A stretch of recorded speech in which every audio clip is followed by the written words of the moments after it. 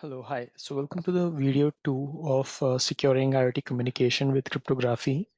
So I've just added few of the equations which I felt were missing and were lacking our understanding, but let's go over through some of the basic features which we studied. So one of them was these are known as the four information assurance pillars. One is the confidentiality, another one is authentication, next one is integrity, and the fourth one is non-repudiation. And then we studied about how what are the different primitives of a security function, and we looked at encryption, both symmetric and asymmetric type. In today's class we'll be progressing from hashing onwards, but we'll do a quick revision of some of the equations which are involved in symmetric and asymmetric algorithms. In hashing, we'll study more detailed way. Then we'll look at the digital signatures, which provides the rest of the information assurance pillars like integrity, identity, data origin authentication, as well as non-repudiation. And lastly, we'll look in this video at the random number generation.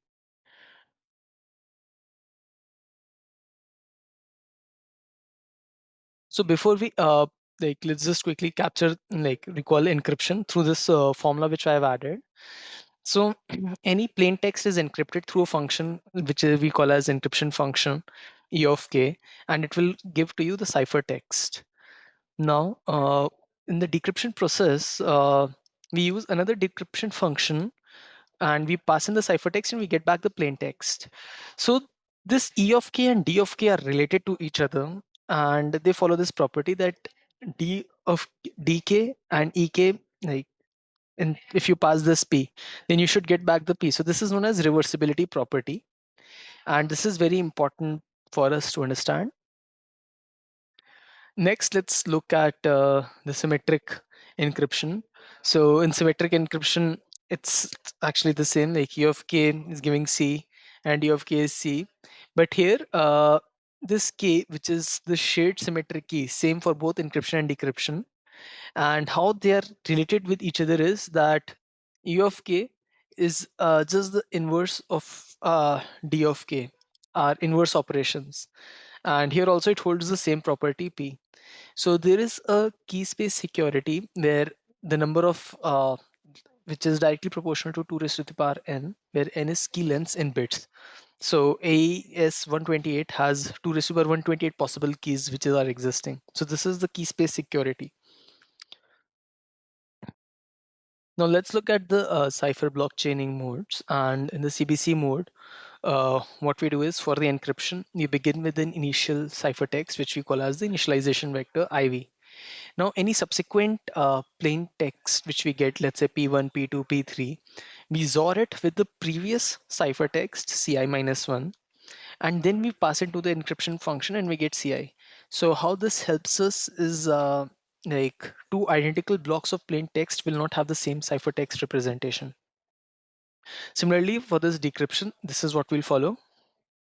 So you can use your fundamental like basic linear algebra and Boolean algebra laws in order to come from this equation to this equation. Like you use this property that dk ek p is same as p. So you apply dk on both sides and then you retrieve this and then you XOR it with the same operation. So you get pi. So this is how you can get back pi from ci and ci minus 1. Next, we saw the counter modes. In encryption, does not have to be performed on complete blocks of data, and we can make use of counters such as the counter mode CTR and Galois counter mode GCM. This is an advanced one. Here, each bit of plain text is XORed with a stream of continuously produced ciphertext. So, if we have an initialization vector, let's say IV, and we are adding plus I to it, like I equal to 0, comma 1, comma 2, and here's our counter. So now in order to get the ciphertext CI, I'll take that particular instance's plain text, which is coming as a as a stream again. And I XOR it with the encryption of counter of I. So this information is actually completely encrypted. And if I XOR it with something which is encrypted, this will also be encrypted. And same thing for how we can decrypt this whole thing. Here, one thing good is that the decryption also uses the encryption function, and as you see that you just have to XOR this entire thing with the encryption of the counter I, and you'll get that. So there is no separate decryption function, and this is again coming from the Boolean algebra, which we have looked at earlier. Now coming to the asymmetric key thing, so we already know about how this works. That if IoT device A has to send information to IoT device B, it will request from a certification authority the device B's public key and will encrypt it using the public key. Now, whatever this encrypted information is, it can only be decrypted by the IoT device B using its own private key. So if we look at the algorithms, the RSA, which is the only practical algorithm which we have today. So how does the RSA key generation works? So we select two prime numbers P and Q, and we compute the modulus of this n, which is P cross Q. Now we compute the Euler's totient, which is represented by phi of n, and which is basically P minus 1 into Q minus 1. So this is something which is computationally expensive to calculate. And then we choose a public exponent, commonly like, whatever is 65537. And only condition that it should belong between this and the GCD. This is the condition which you have to ensure. The GCD of E comma phi of n should be equal to 1. Then we compute. So this is the public component, how we calculate, and this is the private component that in E of inverse and mod of phi of n. So ultimately, the RSA encryption process will involve us picking up this p raised to the power e mod n, and the decryption will involve c raised to the power d mod n p. So now the combination of e, which you saw here, e and n, gives you this modulus which you saw here, gives you the public key, and the d and n gives you a private key. Now given e and n separately, you can decrypt it, but given them as together, like, there is very highly unlikely that you'll be able to calculate, given the public key, you'll be able to calculate the private key.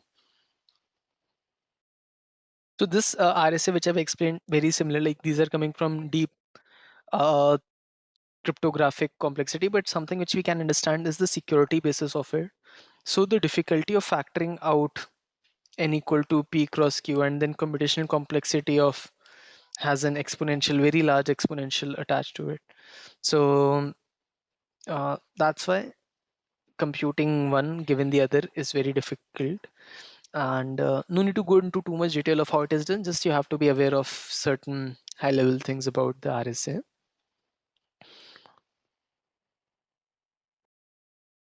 So here I've just pasted one sample, like how if there is a person who wants to buy something from a online shopping mart, how they would proceed in order to get all this information. So there are certain concepts of hashing involved, which we're going to study next. But essentially, what we want to study here is that uh, when this person Alice requests for a secure communication, in the message, it gives the public key of the site and also the certificate from the certification authority. Now, using the certificate, she can verify that, okay, whether this like public key is actually valid. Some of these concepts we'll again, like, go through how it is done, but verifying once that the public key of the web shopping site, it actually belongs to the shopping site via the certification authority. So it will generate a shared key, and that shared key, whatever she generates, that she can encrypt using this public key, and this shopping site can get that, can use a private key to get back that shared key which was generated at her end, which is known as PMS, as you were talking about, pre-master secret. So once it is established, then the card information is encrypted using a ciphertext and using some symmetric key like AES 128, etc., and we receive it back.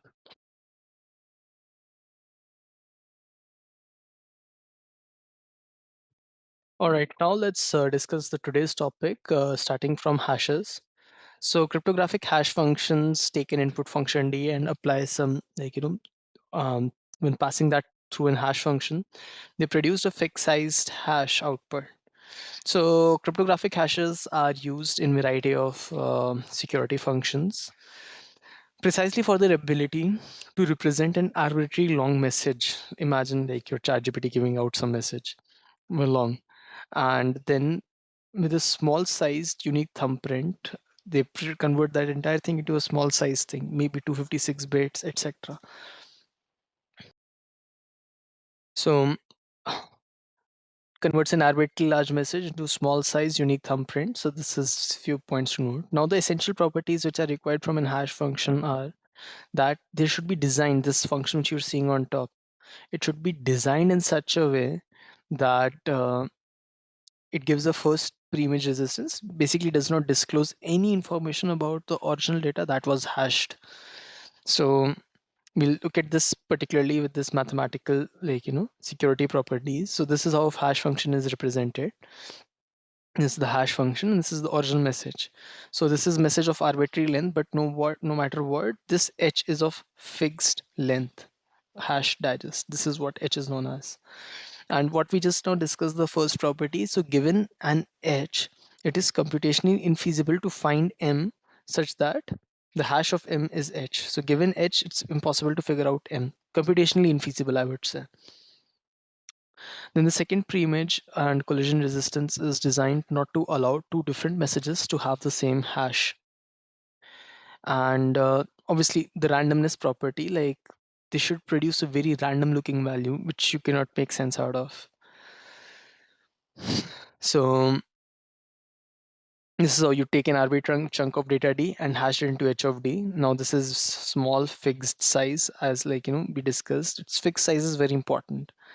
And from HD, one cannot and should not be able to discern what the original data D was. If someone is able to do that, then it's a bad hashing function.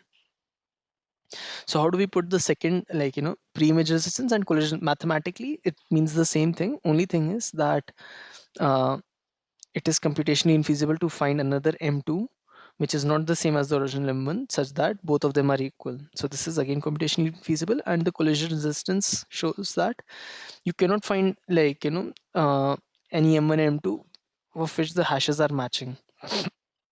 Some of the common hash sizes which we have are SHA-1, which was 160 bits. Now this is no more used. SHA-256 is 256 bits and SHA-512 is 512 bits.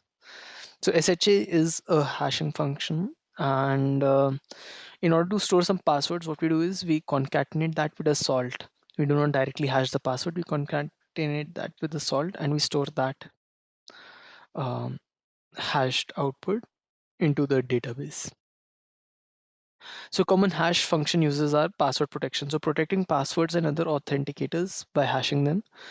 Original password is not revealed unless by a dictionary attack. You try all these things and then you try to match it. So best practices, system should always sort the password with other known data prior to hashing, which makes even the dictionary attacks more difficult. Like even if they figure this out, okay, I have to hash this using a function, because SHA-256 is publicly known. SHA-256 anyone can calculate. So, but if you salt it with a thing, then um, the salted data, it becomes difficult for it to actually apply that on the password. And integrity checking. So as I was discussing, hashing has multiple things. So integrity checking, digital signatures, all these places we'll use hashes like message authentication codes, which we'll see max, the key derivations, and the random number generators. Everywhere hashing will be used in some form or the other. So for integrity checking integrity of a large data set or file, we store the proper hash of, like, of the data, and we compute hash at a later time, often by another party, and any modification of data is basically detectable. So we calculate the hash, we store the proper hash of the data, and then along with the file, whatever you see, you sometimes see this, like, SHA-256 of this file, the digest, students digest. So these two things. So when you send the file over the server to your client, let's say you're downloading something, and once you pass that into the SHA function, if it matches this thing, then it's verified. And somewhere if the file got modified in between from, let's say, a man in the middle attack, then the whole uh, basically you know that okay, this doesn't, I have to re-download it or something. Digital signatures we'll study next, and then we'll go into detail, but it is for performing asymmetric digital signatures. And message authenticators for providing the foundation for certain message authentication codes, like this is foundation, the hashing, and performing key derivations and calculating pseudo random number generator. So these are the primary functions. Now let's study the digital signatures. So next we'll study the concept of digital signatures. So as we discussed about the key properties of digital signatures, like what is exactly it is used for. So remember the information assurance four principles, pillars, the integrity, the authentication, data origin, and non-repudiation. So each of these pillars are required for us to actually, like, we've discussed this couple of times, and digital signature is one which ensures most of these pillars. So the best way to understand this digital signature is actually taking the analogy of handwritten signatures. So just like handwritten signatures, the digital signatures are designed to be unique to the signer, and the individual or device responsible for signing the message, and tied to who possesses the signing key. So in general, the concept of digital twin, as we say that, like, how we're signing. So using these digital certificates, you can actually ensure that, like, if you sign on a piece of paper and you give it somewhere, so anyone can copy that. But if you apply the DSC somewhere, then it cannot be copied just like that. You have to be the owner of that DSC in order to do that. And if you're, let's say, incorporating a new startup, so Ministry of MAC, like incorporation and authority, that ministry.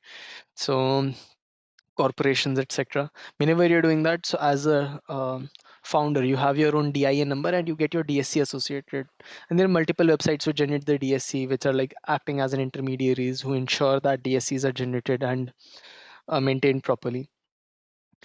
So the digital signature process actually involves three aspects. So originator takes his message, signs it to produce the signature, and now the signature accompanies the message, which is called as the signed message. So this message, along with the signed sign of the message, so these are now sent together over the channel, and this is what we've tried to show in this, that the IoT device sender, he takes his own private key, and whatever this message is, it just signs that. So now the signed message is sent over the channel, which is basically the message and the signature accompanying along. And whoever wants to verify that message, they can take this person's public key, which is publicly distributed, and can verify the signed message and can figure out whether, like, the IT device receiver, whether it is actually following the principles of integrity, authentication, data origin, and non-repudiation. So verification process involves anyone with the appropriate key can perform the inverse of the signature operation and can do the signature verification. So if the signature verification is successful, then the following things can be claimed, like authenticated source. The data was indeed signed by a known or a declared key. And secondly, the data has not been corrupted or tampered with. So both these things are ensured, integrity and the authentication source. And if the signature verification does not uh, pass through, it fails, then the verifier should not trust about the data's integrity or the person from, like, the origin from where the data has come. And this is there as a green lock which we see on top sometimes when we go to that. So the asymmetric signature algorithms, what we do is in this is that we generate the signature sign using a private key associated with a shared public key. So this process we've already seen the RSA, how we generate these two and how these two things are linked together mathematically. And unique properties is being asymmetric, private keys are generally not, or not, like, they're never revealed. So whoever is the signer should maintain his own private key, which comes as form of a pen drive, etc. anytime you apply for a certificate. The security benefits are entity authentication, data authentication, protecting data integrity, and providing non-repudiation capabilities. So mathematically, how this is represented is that you take the message, maybe you want to hash it first, this message, and then you sign this message and generate the sigma. Now the digital verification of this whole process would involve, so this is important that we do the hashing, and the digital signature verification involves that we follow this algorithm that verify this E of operation of sigma if it matches the hash of M or not. And how we do this? Using the public key. So again, those concepts come into the play, where M is the message to be hashed, hash of the message, digital signature, private signing key, and the public verification key. This E and this D, they are linked together. D and E are linked together. We've seen this earlier as well. So, now, like just like how we discussed about the digital signature generation and verification, same thing for we can do it using RSA signature. It's a very simplified representation of how we were like the same principles which we saw earlier, that how we used to generate the asymmetric key. We'll use the same principles for working on the hash of the message and finding the signed value, and then how we verify that using this.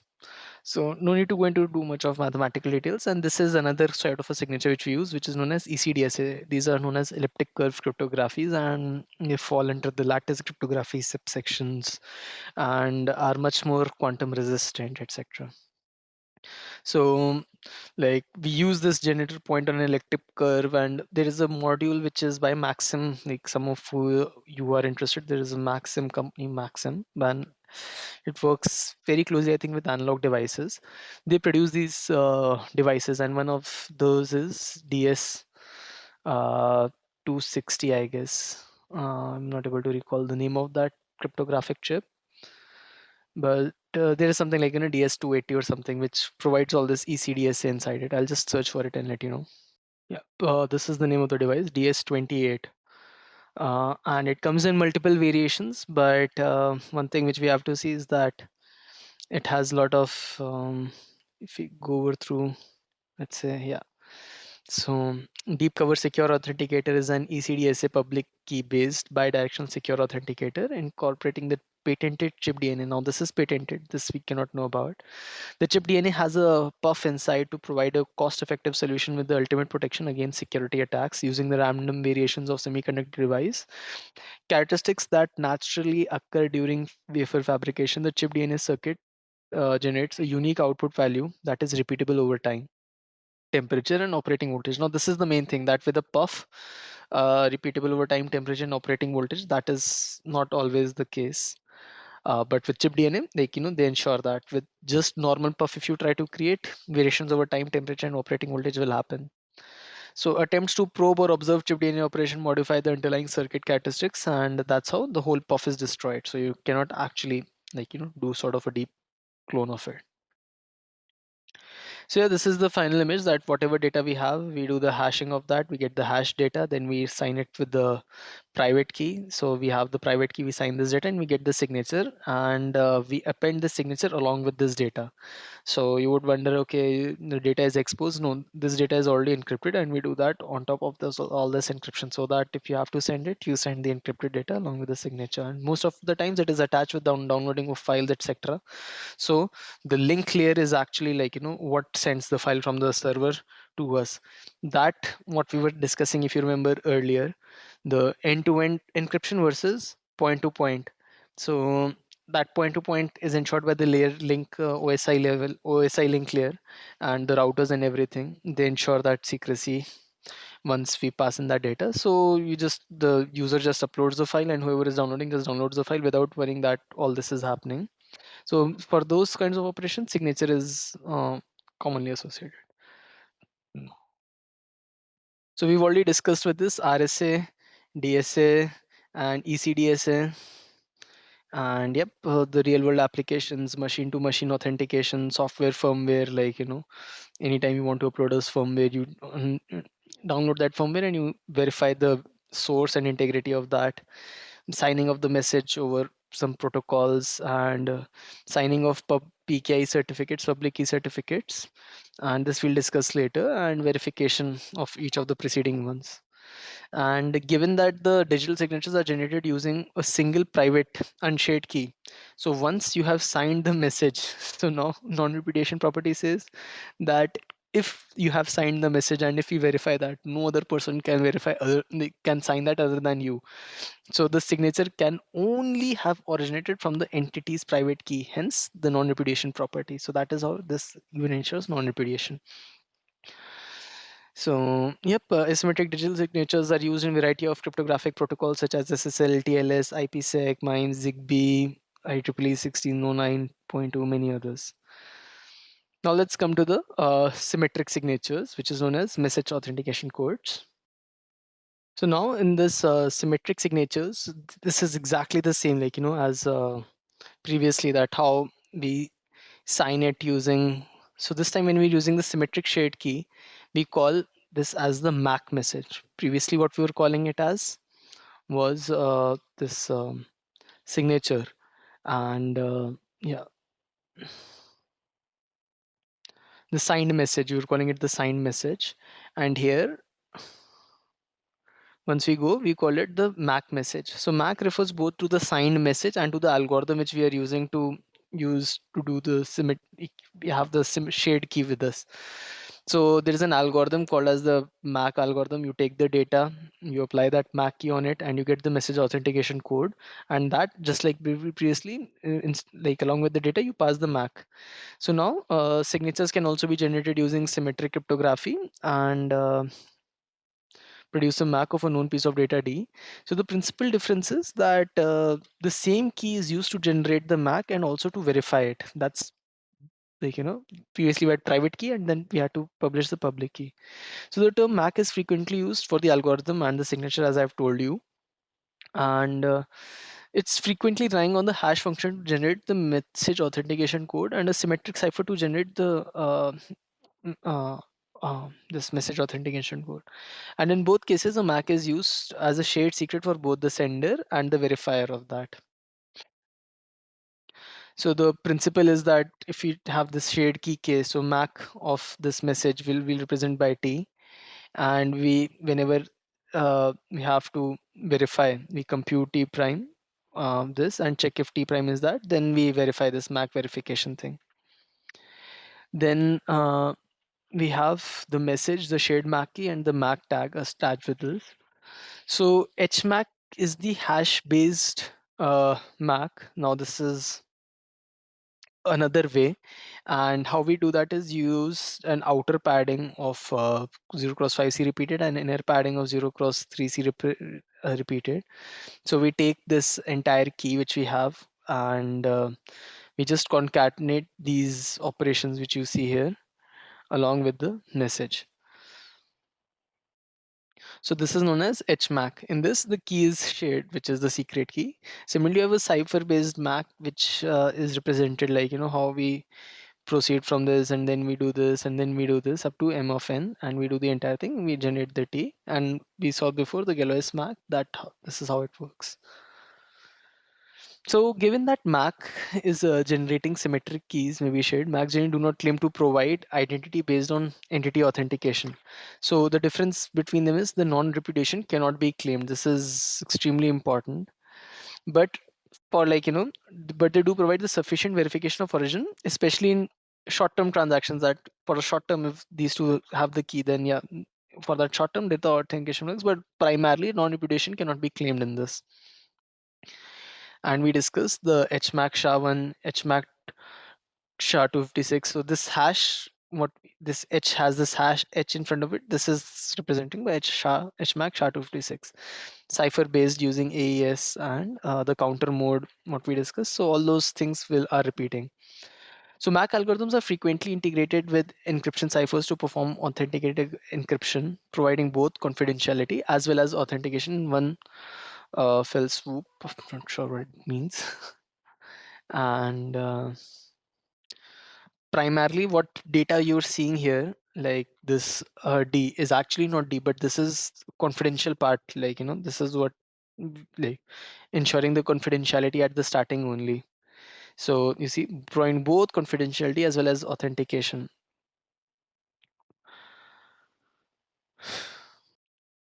So this supports variety of protocols like SSL, TLS, IPsec, etc. Now let's come to the last part of this discussion, which is the random number generation.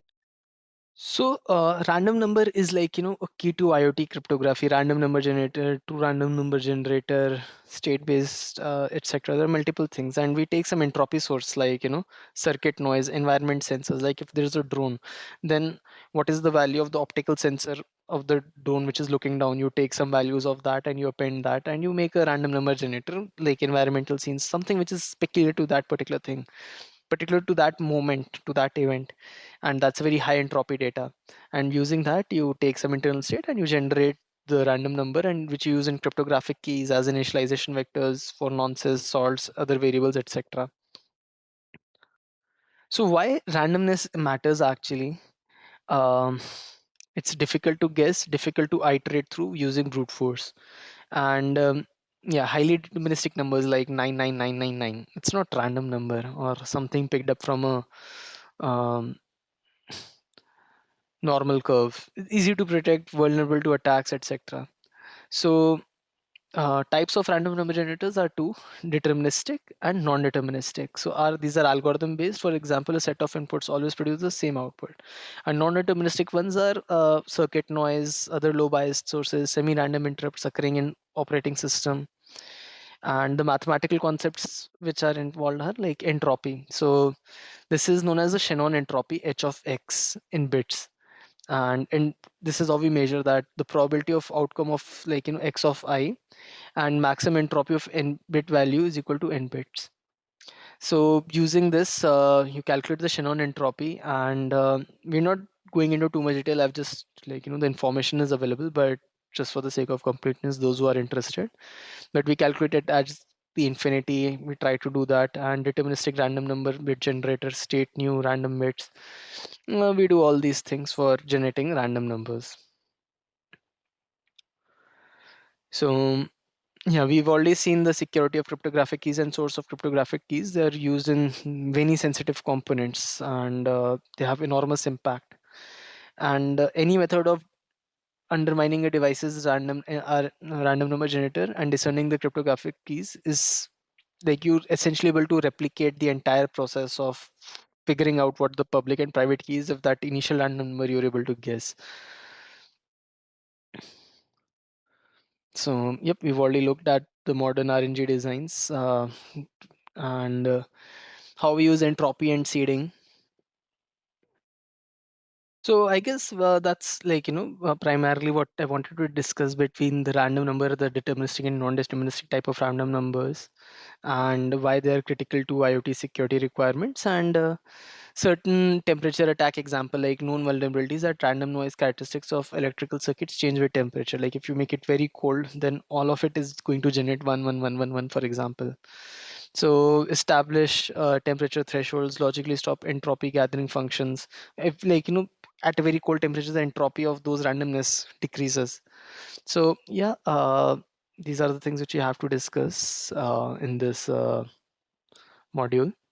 So what we've covered so far is cryptographic fundamentals, role of cryptography in IoT security, security features provided by cryptography, symmetric, asymmetric encryption, hashing functions, digital RNGs, and how the different implementation strategies affect the mechanisms, and different protocols which are using it. So key principles to remember is implementation complexity.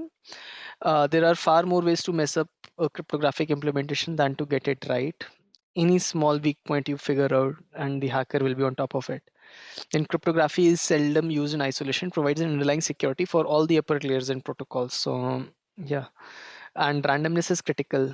That is just now what we discussed, is a keystone for all cryptographic security. And algorithmic selection. Cryptographic selection should always be based on the identified risks, doing the threat modeling. And whenever choosing these days, it's important with the advent of quantum computing, etc., that we do all of this very properly. So yeah, thank you so much.